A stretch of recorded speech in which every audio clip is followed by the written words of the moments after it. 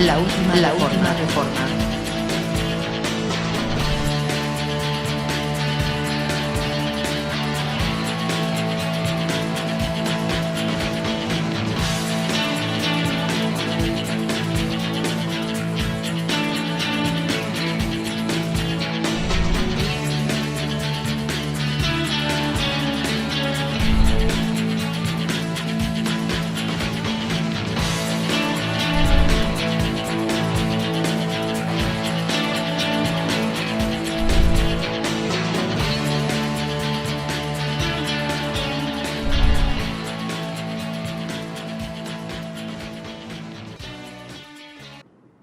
Muy buenas noches, ¿cómo están ustedes a esta hora? Esperemos que contentos, entusiasmados. Si bien es cierto, los temas que todos los miércoles abordamos en este programa no dejan de generar polémica en el mundo religioso, es cierto también que nosotros estamos ofreciendo en cada programa una alternativa precisamente a ese pensamiento religioso. Desde hace algunas semanas hemos venido abordando el tema que tiene que ver con los rudimentos de la doctrina de Cristo. En primera instancia estuvimos enfocando lo que tenía que ver con el diezmo, esa carga tributaria onerosa que en el nombre de Dios el religioso pide para lograr sostenerse, y te ha dado la idea de que Dios te va a retribuir. Sin embargo, nosotros ya estuvimos analizando y llegamos a unas conclusiones que son totalmente distintas a las que comúnmente nos han hecho creer. En el programa anterior estuvimos abordando otro de los elementos rudimentarios de la doctrina de Cristo, y es el que tiene que ver con el bautismo. Obviamente, si bien es cierto el tema del diezmo generó mucha polémica, pareciera que el bautismo es como un tema incisivo, es como la llaga sobre ciertos aspectos religiosos. Y en vista de la gran cantidad de correos, de mensajes que recibimos por medio de las redes sociales, entonces queremos puntualizar otros aspectos que tienen que ver con este tema tan relevante y tan importante para la iglesia hoy.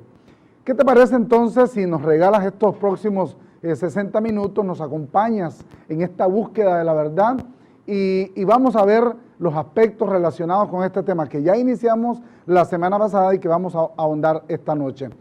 Mientras tanto, te preparas, vamos a hacer la primera pausa y una vez más, gracias por acompañarnos, gracias por estar pendiente de las redes sociales. De mucho gozo para nosotros que puedas formar parte de esta pequeña comunidad de estudiosos de la palabra de Dios. En breve regresamos.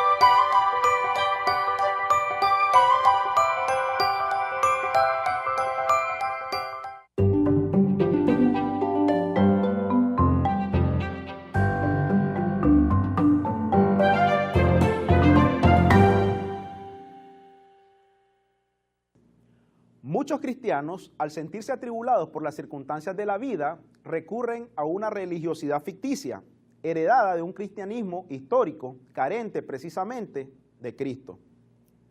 Porque el reino de Dios no es comida ni bebida, sino justicia, paz y gozo en el Espíritu Santo. Porque el que en esto sirve a Cristo, agrada a Dios y es aprobado por los hombres. Pero si el reino de Dios es paz, ¿por qué resulta tan difícil vivir y disfrutar la paz, porque no hemos entendido que debemos entrar en el reposo de Dios, en ese modelo de vida espiritual donde entendemos por el conocimiento que todo fue consumado. Y la paz de Dios, que sobrepasa todo entendimiento, guardará vuestros corazones y vuestros pensamientos en Cristo Jesús. Es en la paz de Dios que nosotros encontramos su vida. Es en su reposo que realmente hay plenitud de gozo. Por más que intentamos cambiar las circunstancias, es nuestra forma de pensar la que debe de ser replanteada e ir más allá de nuestras propias expectativas, porque somos hechura suya, creados en Cristo Jesús para buenas obras, las cuales Dios preparó de antemano para que anduviésemos en ellas. Dice el apóstol Pablo que las obras de los hijos de Dios fueron preparadas de antemano. Es decir, que la voluntad de Dios ya fue expresada en nuestras vidas. Pero los que hemos creído entramos en el reposo, de la manera en que dijo: por tanto juré en mi ira, no entrarán en mi reposo, aunque las obras suyas estaban acabadas desde la fundación del mundo. Por tanto, queda un reposo para el pueblo de Dios.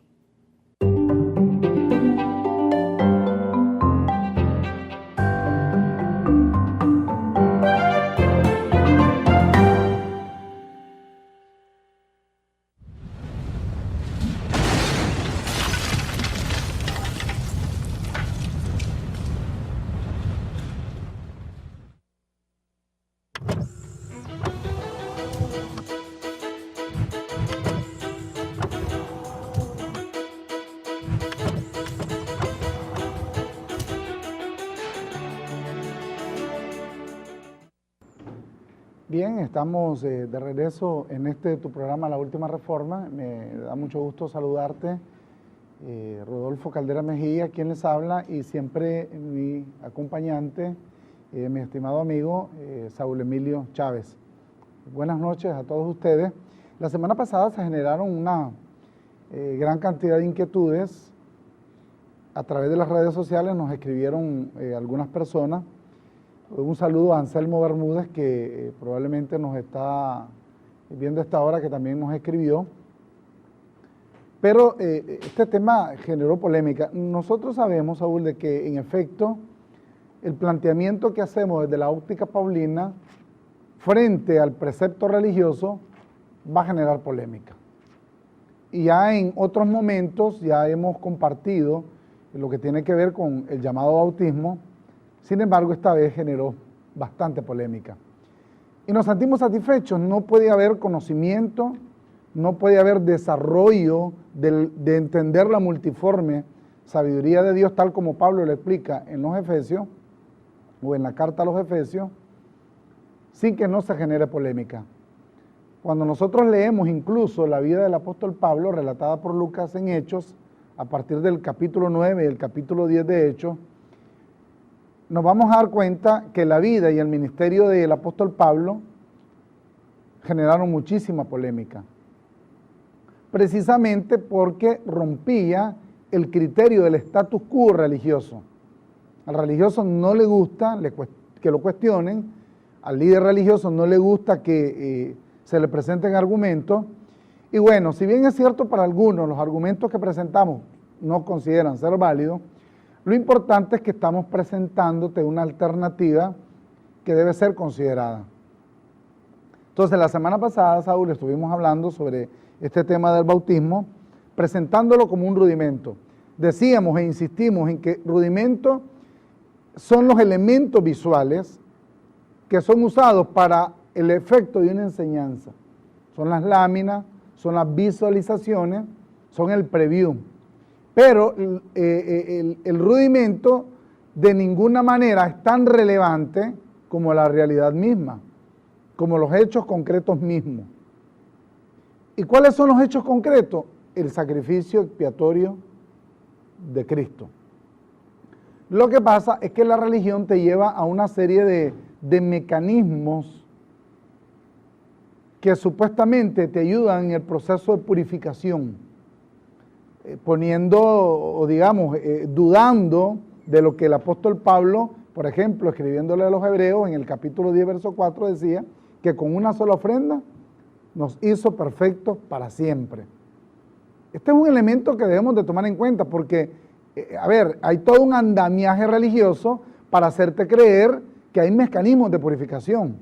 Por ejemplo, ahorita es una noticia religiosa muy conocida en estos últimos días, que Jorge Bergoglio estableció ciertas facultades para las personas que han cometido el acto del aborto, pues puedan tener acceso al perdón. Pero es que Pablo dice que con una sola ofrenda nos hizo perfectos para siempre y que los rudimentos nada pueden hacer contra la naturaleza carnal. De tal manera que aludir o persuadir de que se puede generar perdón sobre los actos de las personas es contrario a lo que ha establecido de manera bien lineada el apóstol Pablo, bien delineada, perdón, el apóstol Pablo. La pregunta que nos hicieron durante esta semana varias personas a través de las redes sociales, no olviden que tenemos un muro en Facebook, que ustedes nos pueden buscar como La Última Reforma, y también tenemos un correo electrónico, laultimareforma@gmail.com, que están ahorita en pantalla. Pues bien, las personas nos hicieron la siguiente consulta: ¿qué pasa con Nicodemo? Porque hay un relato en Juan, que ya lo vamos a leer en un momento, que habla de un nuevo nacimiento. Y en su momento, pues ya lo vamos a analizar. En los primeros programas nosotros estuvimos compartiendo un número que únicamente lo tenemos disponible para el WhatsApp, no lo tenemos disponible para llamadas telefónicas. Aclaro esto porque siempre hay personas que insisten en llamar y no, lo hemos dispuesto únicamente para mensajes a través del WhatsApp. Y es el 7708-4267, 7708-4267, para quienes quieran hacer una pregunta puntual en relación a este tema al que le vamos a dar continuidad. Queremos recibir noticias de muchos de ustedes, pero nos interesa más que estén enfocados directamente con este tema que estamos abordando ahorita. Pues bien, ¿dónde sale la duda? ¿Qué duda genera la lectura del pasaje de Nicodemo? Para saberlo, nos vamos a ir a la cita y es la primera que vamos a compartir. Juan, capítulo 3, sería entonces la siguiente, que ya lo vamos a usar también ahorita, Juan. Bueno, parece ser que no tenemos la lámina número 1. Pues bien, vamos a ir a Juan, el capítulo 3, y vamos a leer este pasaje que es muy conocido, porque una persona con cierto conocimiento se le dio una frase de Jesús de Nazaret y no la entendió, la famosa frase de Nicodemo. Vamos al capítulo 3 de Juan, del versículo 3 al versículo 6. Respondiendo Jesús y le dijo a Nicodemo: de cierto te digo, que el que no naciere de nuevo no puede ver el reino de Dios. Nicodemo le dijo: ¿cómo puede un hombre nacer siendo viejo? ¿Puede acaso entrar por segunda vez en el vientre de su madre y nacer? Jesús acuña una frase: tenés que nacer de nuevo, pero él no lo entendió. Obviamente, el conocimiento o las virtudes de la verdad estaban sesgadas, estaban cegadas para el pueblo de Israel. Nicodemo obviamente no las iba a entender. Pero viene la frase que muchos nos escribieron y que ellos interpretan que el contenido de lo dicho aquí por Jesús de Nazaret tiene que ver con el bautismo. Respondiendo Jesús: de cierto te digo, que el que no naciere de agua y del Espíritu no puede entrar en el reino de Dios. Y añade: lo que es nacido de la carne, carne es, y lo que es nacido del Espíritu, Espíritu es. Este tema del bautismo nosotros no lo ofrecemos necesariamente para contrariar al religioso. No, lo que estamos planteando es que el bautismo es un rudimento, que fue necesario en un momento, que tuvo su importancia en un momento, pero que la importancia relativa que tenía cesó. Porque hay un bautismo basado sobre la acción redentora de Jesús de Nazaret en la cruz, que es la que debe ser tomada en cuenta. Y que el bautismo ahora lo está suplantando. O sea, el bautismo físico de agarrar a una persona y sumergirla en agua, o bien por aspersión, está suplantando una realidad que es Cristo en nosotros, que es la realidad de haber sido sepultado juntamente con Él en su muerte, de haber resucitado juntamente con Él y en esa misma acción haber sido bautizados en su muerte, que es lo que nosotros estuvimos analizando en el capítulo 6, verso 4 de Romanos, en Colosenses capítulo 2, versículo 12, y en Primera de Corintios capítulo 1, versículo 14 al 17, que lo hicimos la semana pasada. Pero la verdad, Rodolfo, es que los rudimentos causan, primero causan un embotamiento, luego produce un cansancio y luego produce falta de conocimiento, porque repetir lo mismo por años, eso lleva a la persona a un círculo vicioso. Ahora, entendemos la posición, digamos, de los creyentes que nos dan, por ejemplo, nos determinan como herejes, como apóstatas, sencillamente por no compartir el punto de vista que ellos tienen. Ahora, nuestro interés primordial es que las personas, a través del Evangelio de la Gracia, con el conocimiento, con la misma Biblia que usted tiene en la mano, todo, digamos, lo que usted considera herejía o apostasía, usted pueda verlo y entenderlo, que no es ninguna apostasía y no es ninguna herejía. Naturalmente, el creyente se siente así porque es expuesto a la verdad primero, y otra de las razones porque ellos tratan de criticarnos o de ponernos en una posición de apostasía es porque todo lo que se dice aquí golpea con contundencia todo lo que ellos han creído por años. Ahora, si Jesús le tuvo que decir, por ejemplo, a un principal de los judíos, como era Nicodemo, prácticamente un fariseo preeminente, y él no sabía absolutamente nada del reino, tuvo que expresárselo como a un niño prácticamente. Tuvo que darle un rudimento para que pudiera entender. Ahora, si vemos lo que Jesús le dijo, es necesario nacer de nuevo. Ahora, si bien es cierto, el bautismo de Juan tenía un fin, y ese fin era para presentar a Jesús de Nazaret como Cordero, y también para identificar a Jesús en su trabajo de Mesías, naturalmente Jesús tiene que someterse a lo que Juan dictamina, que es el bautismo para arrepentimiento, para perdón de pecados en agua, y tiene que también decírselo a Nicodemo, nada más que Nicodemo se lo expresó de otra forma. Es necesario nacer de nuevo. Ahora, me gustaría ir a la primera lámina, a Juan 1, verso, ya les digo, verso 31 al 33. Me gustaría que lo pongamos en pantalla, por favor. Y ahí veremos claramente por qué Juan bautizaba en agua. Y lo voy a leer. Dice el verso número 31, perdón. Dice Juan, yo no lo conocía, pero para que él, hablando de Jesús, fuera manifestado a Israel, por eso vine yo bautizando en agua. Es claro, no hay nada que añadirle a lo que acabamos de leer.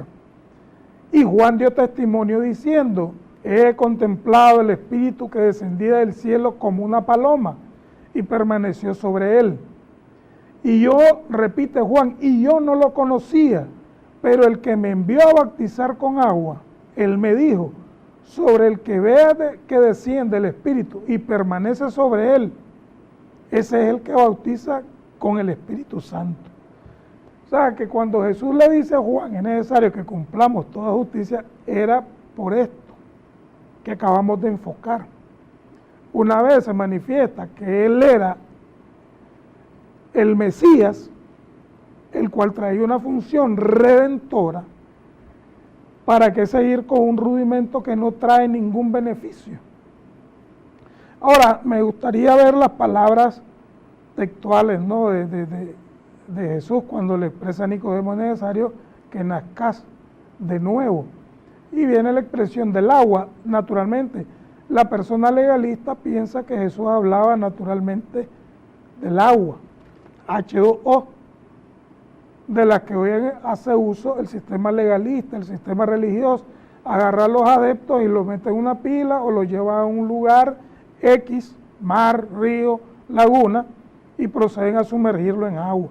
Entonces inmediatamente el líder le dice: usted desde hoy es una nueva criatura, enfocando el verso de Juan como que si calzase a la medida con lo que ellos están haciendo. Pero no es así, mi querido amigo, porque el fin de este simbolismo, volvemos a repetir, era el bautismo en la muerte de Cristo. El bautismo en su muerte. Voy a citar un verso bíblico que quizás no esté en la lámina y me adelante un poco, pero me gustaría llevarlo a primera carta a los Corintios 12:12. Y lo voy a leer textualmente porque no tenemos la lámina. Dice, primera carta a los Corintios, capítulo 12.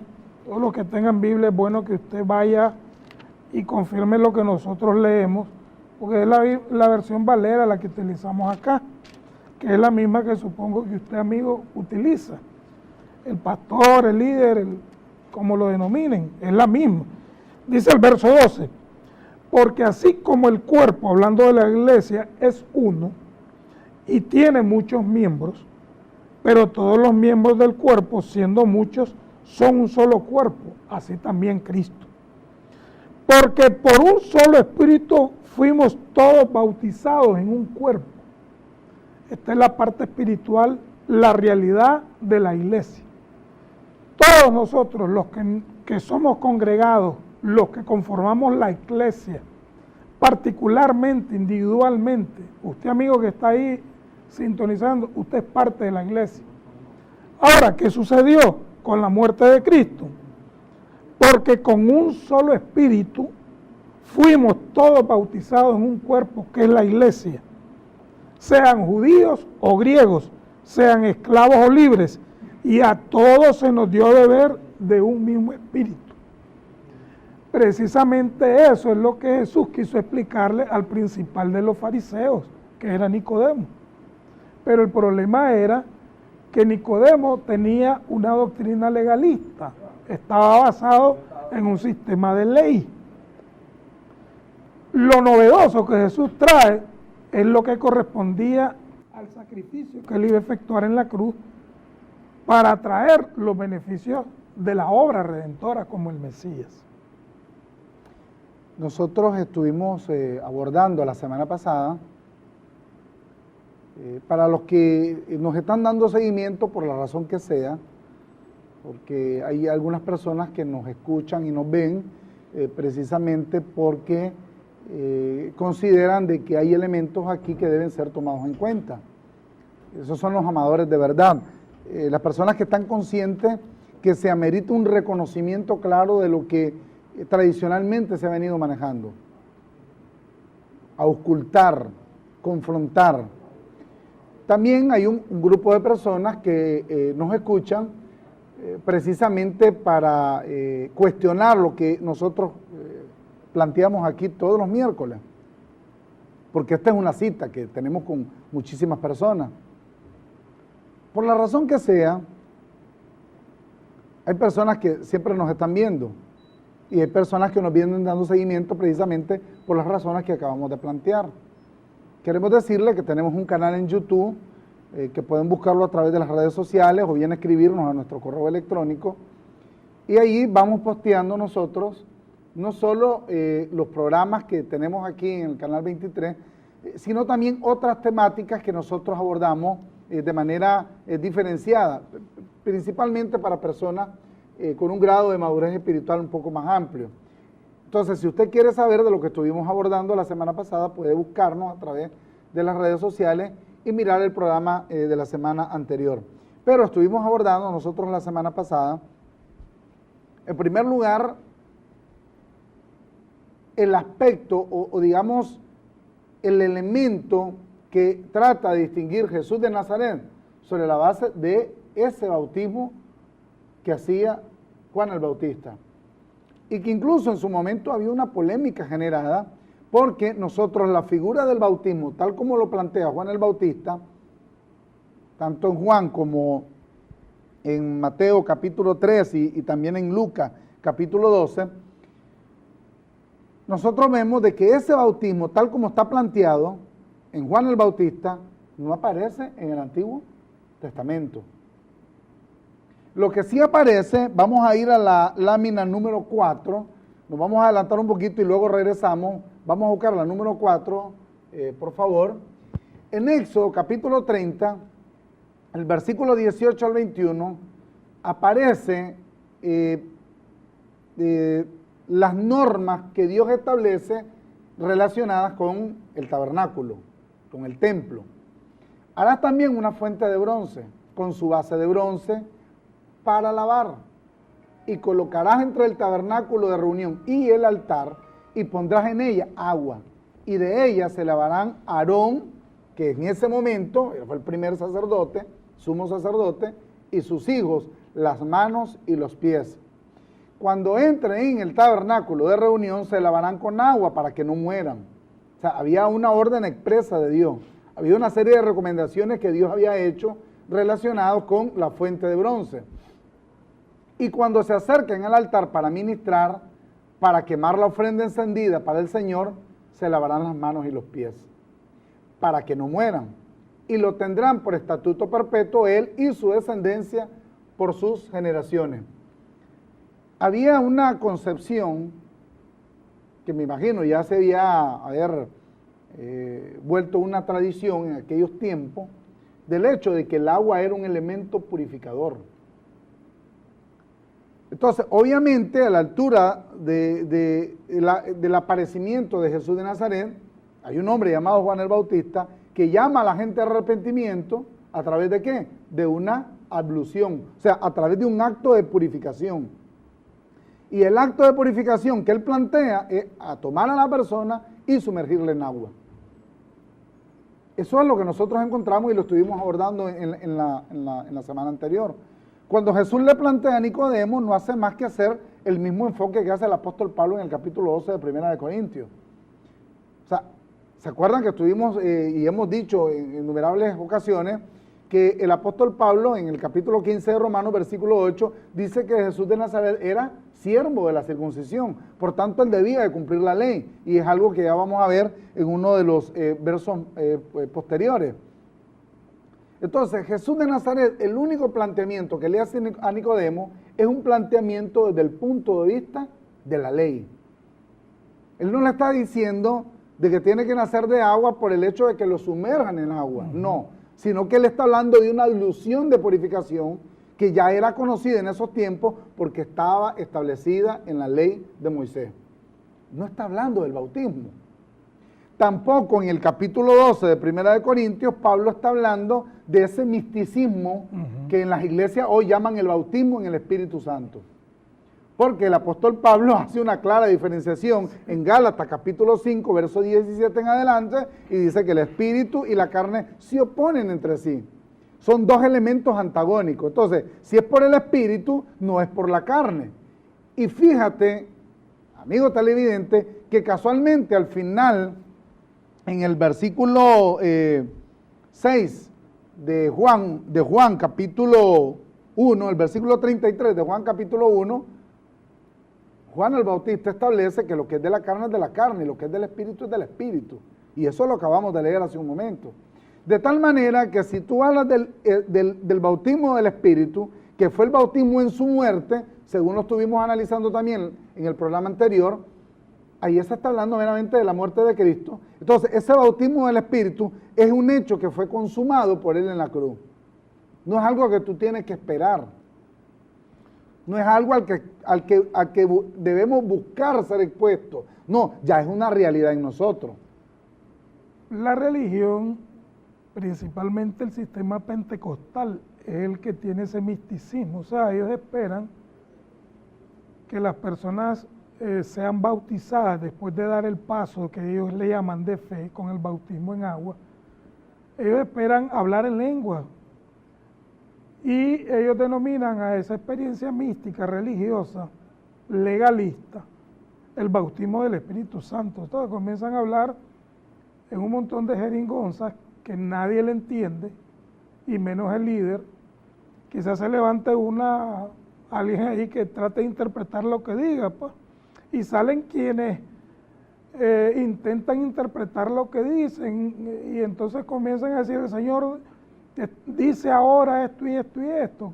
Posiblemente, casi siempre son inventos que se le manifiestan a alguien ahí, místico, religioso. Ahora, el hecho de que una persona comience a hablar, por ejemplo, en jeringonza o no sé en qué tipo de idioma o lengua, por llamarlo así, con una expresión clara, eso no determina que esa persona que tenga el Espíritu de Dios, pues. Porque hay que entender con claridad que quienes tienen el Espíritu de Dios andan en una ley que es la ley del Espíritu de vida en Cristo. Hay muchas personas que pueden imitar que ellos son cristianos y son hijos de Dios, y usted los ve en un legalismo total, en una hipocresía, en esto, en lo otro, ok. Pero a mí no me demuestra una persona con hablar en lenguas, en ese tipo de lenguas, que ella tiene el Espíritu de Dios. No me lo demuestra. Ahora, lo primero que un creyente hace es discernir lo que corresponde, lo espiritual a lo espiritual, acomodar lo espiritual a lo espiritual. Si yo sigo, por ejemplo, funcionando o me baso en un rudimento antiguo testamentario, porque lo que vemos es ahí, o sea, ¿por qué digo antiguo testamentario? Porque el creyente debe tener una separación de antes y después de la cruz. Esa es, digamos, la base fundamental para entender el cristianismo. El problema de hoy, de los creyentes actuales, es que ellos no tienen esa separación. O sea, para ellos todo lo que Jesús hizo en aquel momento y todo lo que el apóstol Pablo escribió después, ellos lo unen como que si fuesen una sola cosa. No, señores. Usted como creyente debe distinguir dos facetas, antes y después de la cruz. Entonces, una vez usted entiende esa determinación en el tiempo, antes y después de la cruz, entonces usted comienza a poder entender lo que el apóstol Pablo escribe. Si no lo hace, usted va a mezclar las cosas y es producto de una gran diversidad de doctrinas. Volviendo al tema, por ejemplo, me llama la atención lo que el apóstol Pablo le escribe a Tito. No sé si es la siguiente lámina a compartir. Es la cita número 3. Vamos a poner la cita número 3 para darle un poco más de enlace a lo que estamos hablando. Sustentos. Entonces vamos a leer del capítulo de Tito, capítulo 3, del verso 4 al verso 6. Dice, nos salvó, no por obras de justicia que nosotros hubiéramos hecho, sino por su misericordia, por el lavamiento de la regeneración y por la renovación en el Espíritu Santo, el cual derramó en nosotros abundantemente por Jesucristo nuestro Salvador. O sea, yo no necesito esperar hablar en lenguas. Él ya derramó su Espíritu abundantemente. ¿Por quién? Por nuestro Salvador, Jesucristo. El siguiente verso. O solo estamos ahí en el verso 4, lo voy a leer, dice. Sí. 4 y 6, están los 3 versos. Los 3 versos, ¿verdad? Dice, nos salvó, y esto es importante, no por obras de justicia, Ahora, fíjate que el hecho de ir, por ejemplo, como dice, El bautismo en agua vendría a ser una obra de justicia. nada más que basada en el legalismo, en la el ley. legalismo, así es. Ahora, eso no es una obra de justicia de parte de Dios, es una obra de justicia de parte nuestra. del que lo realiza. Sí. Ahora, la misericordia está presente, el lavamiento por la regeneración. Por eso nosotros leíamos, primera carta a los Corintios, que fuimos bautizados por un espíritu, ¿en dónde? En un cuerpo, que es la iglesia. Una vez, usted como predestinado, como elegido, como escogido por Dios, fue parte, digamos, del sacrificio de Cristo, inmediatamente usted entra a ese cuerpo, lavado, sellado, santificado, justificado, redimido, sentado. O sea, la posición del creyente es una posición sumamente privilegiada, Rodolfo. Lo que pasa es que hoy la iglesia actual no lo entiende ni lo cree. Si nosotros nos pusiéramos a decirle a estas personas, bueno, nosotros le enviaríamos los mismos epítetos que nos dicen, apóstatas, herejes, porque vemos que la posición que usted, amigo, que nos escucha, usted no le ha dado valor a esa posición que no logró por obras de justicia propia. Eso fue la justicia imputada de Dios hacia el creyente, sencillamente. Así es, tenemos varios comentarios a través del WhatsApp y les agradecemos que nos estén escribiendo. Hola Reforma, dice, quiero que aclaren en su programa lo que los religiosos te dicen, cómo debes vestirte, cómo debes andar o de usar o qué, dice. Que dice la palabra que están bajo doctrina de hombre y que si no se hace lo que ellos dicen, entonces no estás en la sana doctrina. Eso es básicamente lo que nos escribe uno de nuestros televidentes. Está Auner García escribiéndonos también, un saludo para él. Todo mérito del Señor, quien derramó abundantemente de su espíritu. Él se reporta desde Villa Venezuela. También tenemos acá, porque en otro tiempo éramos insensatos y en efecto pues esa es la posición que hemos alcanzado ahora en Cristo, pero estaba otro comentario aquí, siempre a nuestro número que estamos planteando aquí. Entonces, ¿cuál es el bautismo que sugiere Pablo? ¿Y si Jesucristo es el Hijo de Dios? Esa es otra de las preguntas que nos están haciendo a través de la línea del 7708-4267. La obra de justicia es la obra del hombre queriendo alcanzar a Dios. Ahora, desafortunadamente, lo que tú planteabas en la lectura del Antiguo Testamento, generalmente vemos a Dios actuando en una línea basada sobre la base de los estatutos que le dio al pueblo de Israel. No se me olvida, por cierto, hablando de la gran separación de lo que se conoce como Antiguo y Nuevo Testamento, que hubo una ocasión en una llamada escuela dominical, se le estaba enseñando a unos jóvenes sobre el Antiguo y el Nuevo Testamento, y luego que terminaron el Antiguo Testamento y entraron al Nuevo Testamento, uno de los muchachos le hace una observación al otro y le dice, pero ¿qué cosa? Ya aquí como que ya Dios se dejó de enojarse, como que a Dios se le compuso el mal carácter, porque es que cuando leemos el Antiguo Testamento, vemos a Dios sobre la base de un pacto, ¿verdad?, que le resultó ser extremadamente oneroso al pueblo de Israel. ¿Y por qué traigo este comentario? Precisamente por los actos de justicia a los que el pueblo de Israel se acostumbró. Ellos creían que actuando, ellos creían que obrando iban a alcanzar la justicia de Dios. Y ya desde allí nosotros entramos, o el mundo entró, mejor dicho, a ver la vida desde un punto de vista ambivalente. Y todo lo vemos en un proceso de claro oscuro, el bien y el mal, la bondad y lo que no es bondadoso. O sea, empezamos a ver todo desde un ángulo totalmente bipolar. Entonces creemos que lo que es bueno está basado sobre algo que está malo o viceversa. O sea, todo lo definimos desde estos dos puntos de vista, o es bueno o es malo. Entonces viene ahora el asunto del bautismo en agua, esa acción que en el ámbito católico se le hace a los niños por aspersión, y en el ámbito protestante, bueno, aquí hay una diversidad también, porque, bueno, unos lo hacen sumergidos en agua, pero unos tienen que ser sobre agua que corre, otros sobre agua estancada, o hay inclusive quienes lo hacen en el mar.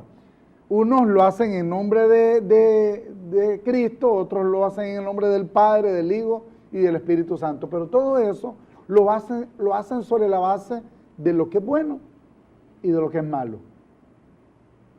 Pero Pablo habla de un sentido totalmente distinto. Habla de un acto de purificación consensuado. Y ese acto de purificación consensuado es un acto que ya ocurrió y es un acto que nos cobija de forma permanente. Vamos a ir a la lámina, a la cita número 3, que está precisamente en Efesios capítulo 5. Y yo creo que aquí el apóstol Pablo dice que meridiana claridad también este asunto del bautismo.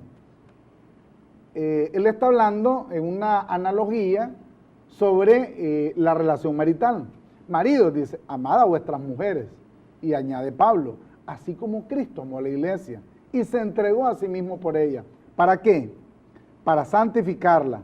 Y dice, habiéndola purificado en el lavamiento del agua. Pablo utiliza el recurso de la fuente de bronce en el Antiguo Testamento para establecer el proceso de santificación. Pero dice que el lavamiento del agua fue por la palabra. Atiende bien, habiéndola purificado en el lavamiento del agua por la palabra, a fin de presentársela a sí mismo. Y oye bien lo que significa esto. O sea, no eras que tú te ibas a presentar delante de Él, no. Él te purificó y Él te presentó a sí mismo, ¿como qué? Como una iglesia gloriosa que no tuviese mancha, ni arruga, ni cosa semejante, sino que fuese santa y sin mancha. Dice que se la presentó a sí mismo, o sea, que no fue un acto que me correspondió a mí. Señor, yo me presento delante de ti y me purifico a través de echarme agua. No podés, Él te agarró y Él te presentó a sí mismo. Y dice que esa acción que en el Antiguo Testamento era un lavamiento con agua, dice que esa purificación, ese acto de purificación que fue espiritual, fue a través de la palabra. La palabra es la que te purifica, en el aspecto de tú entenderla. Pero ese acto de purificación fue un acto que ya se dio hace 2000 años. O sea, tú no puedes estarlo pretendiendo, o tú no puedes estar pidiendo algo, o haciendo una acción, una ablución, sobre la base de algo que quieres que ya te fue dado, sobre algo que ya es una realidad en tu vida. Y eso es lo que estamos planteando acá, y eso es lo que soberanamente, de manera tácita, hace el apóstol Pablo aquí a los Efesios. Yo veo, digamos, muchos grupos hoy en día, principalmente la tendencia evangélica y esa rama pentecostal, ¿no?, que abunda mucho en nuestro país, están haciendo una especie de retiros, y eso es constante. O sea, ahí cobran por permanecer, porque el creyente va y le cobran aproximadamente unos $20-25 por estar 3 días en un supuesto retiro espiritual. Y lo que trata el líder es que la persona, por su propio esfuerzo, llegando ahí a ese taller, a ese seminario, como ellos le llamen, salga santificado. Y lo que yo veo es prácticamente un ritual y un juego de niños, en donde digamos, el líder con otros que se prestan a eso, les comienzan a hablar y les dan un tema, y después les tocan los sentimientos, vamos a buscar la presencia de Dios, y comienza el llanto y el ruido y la musiquita alta y todo ese sistema místico, para que el que esté participando en ese momento sienta que llegó a la presencia de Dios. Ahora, una vez que ya va terminando los 3 días, entonces viene el superlíder, el espiritual, y comienza a gritarles, a sacarle los demonios, a imponerle manos, a echarle aceite, y yo oigo esa zamotana, porque la verdad es que se vuelve una gritería, nadie sabe lo que el hombre dice porque está eufórico, gritando, y aquellos que están buscando el misticismo, la presencia mística de Dios, que los toque el espíritu, ¿no? Para sentir no sé qué. Entonces se someten a ese ritual buscando cómo salir de ese seminario rudimentario santificado como una nueva persona. Pero usted no necesita seguir asistiendo a esos juegos de niños. Usted lo que necesita es la palabra que lo regenere. Eso es lo que usted necesita. Y se lo decimos con claridad meridiana. Es más, usted no tiene ni que buscar su propia santificación porque eso se lo dieron gratuitamente. Por eso el verso es claro. El verso dice 26, estoy hablando de Efesios 5, 26, dice, para santificarla, habiéndola purificado en el lavamiento del agua por la palabra, a fin de presentársela a sí mismo una iglesia gloriosa. Entonces, lo que usted está haciendo con ese ritual, que sí es un grado total de apostasía, es diciéndole a Dios, Señor, lo que tú hiciste no me sirvió para nada, entonces yo tengo que buscar por mi propio esfuerzo presentarme delante de ti puro y santificado. Entonces, ¿qué es lo que vemos? Vemos a un montón de creyentes que no han entendido el rol al cual fueron llamados. ¿Y qué es lo que hacen? Lo que hacen con esa actitud, claramente que es una actitud que está en apostasía, es pisotear el espíritu de gracia que se le fue dado con la redención. Obtuvieron eterna redención por la iglesia y ellos se ven pecadores, se ven inmundos, se ven gusanos, como ellos dicen, yo soy un gusano, trapos de inmundicia. Por favor, señores, es tiempo que usted tome las cosas en el orden correcto y formalice sus pensamientos y crea lo que está escrito, porque la verdad, Rodolfo, es que por años ese jueguito de la iglesita y el líder y el apóstol y el otro, y llegan a ser supermanes, engañando a las personas, buscando una santidad ficticia. Entonces, ¿qué es lo que pasa? Que entra la hipocresía, entra la diversidad, la falsedad, y vemos una iglesia que de gloriosa no tiene nada, en queja, buscando a Dios en un misticismo, no sé, como que si Dios estuviese perdido.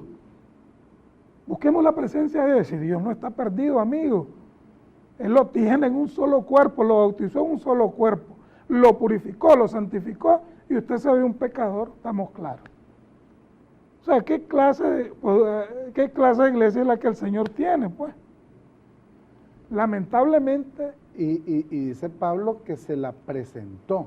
Él. Y está hablando de una acción determinada, que fue la acción de su sacrificio. Claro.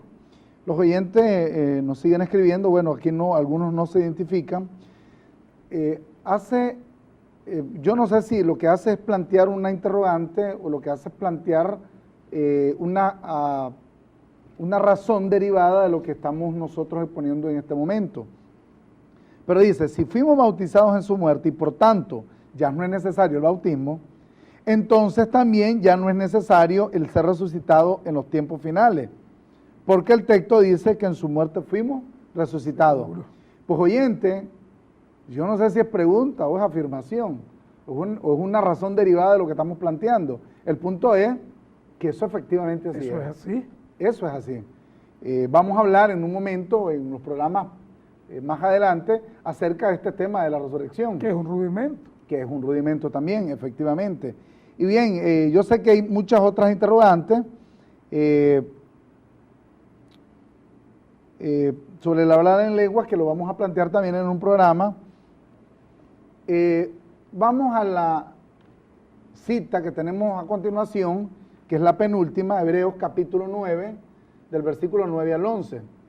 expone aquí el apóstol Pablo lo siguiente, refiriéndose a la ceremonialidad del antiguo pacto, dice, lo cual es símbolo para el tiempo presente, según el cual se presentan ofrendas y sacrificios que no pueden hacer perfecto en cuanto a la conciencia al que practique ese culto.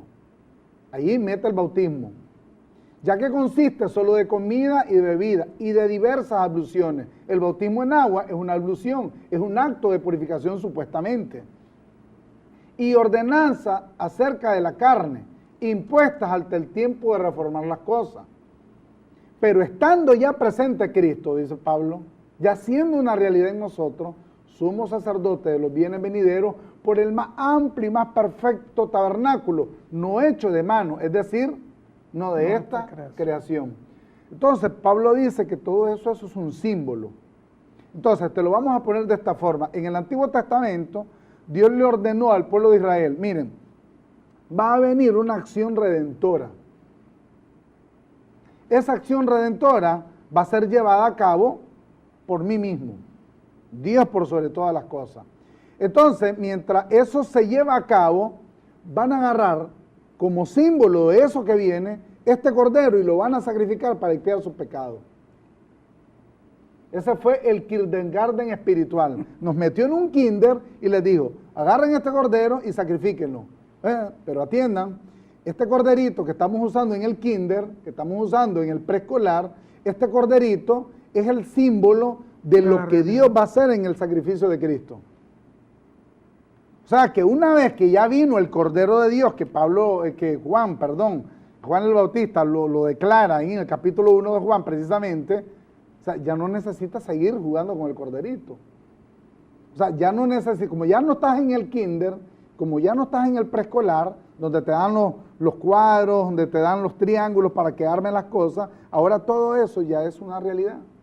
Entonces, van a agarrar esa fuente de bronce y se van a lavar las manos para purificarse. Pero ese acto de lavamiento, de usar el agua para purificarse, es un símbolo de la purificación que Él va a hacer por medio de la palabra, al presentársela a sí mismo, ¿como qué? Como una iglesia gloriosa.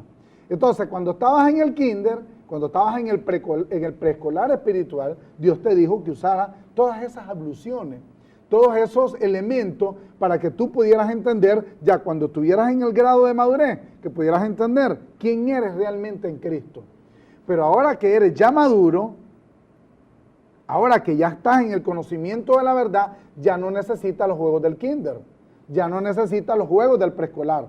Actúa como un estudiante universitario, actúa como un hombre maduro. Deja ya todos esos jueguitos de purificación del antiguo pacto y entiende ahora que hemos sido llamados a vivir en una excelencia aún mayor. Fíjate que la posición de la iglesia es tal que el apóstol Pablo dice que se la presentó a sí mismo sin mancha, ni arruga, ni cosa semejante, sino que fuese santa y sin mancha. O sea, yo quisiera ver a los creyentes un día diciendo a viva voz, sin mancha, sin arruga. ¿Qué es lo que veo yo? Una iglesia sucia, inmunda, que nunca deja la niñez para tomar la madurez. Es sencillo. Y esa es la opción que nosotros presentamos, que la iglesia llegue a la madurez.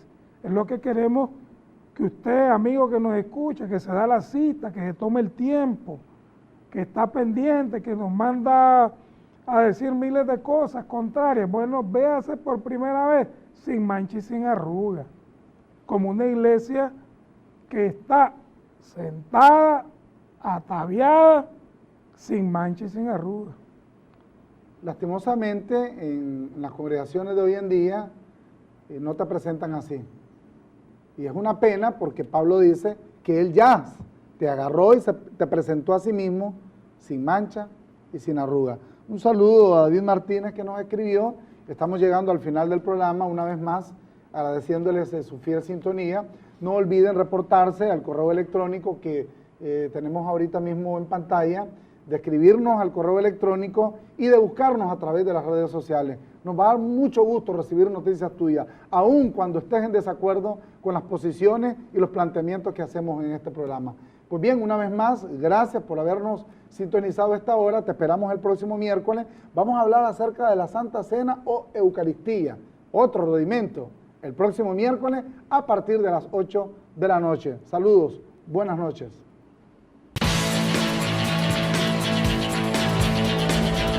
La última reforma.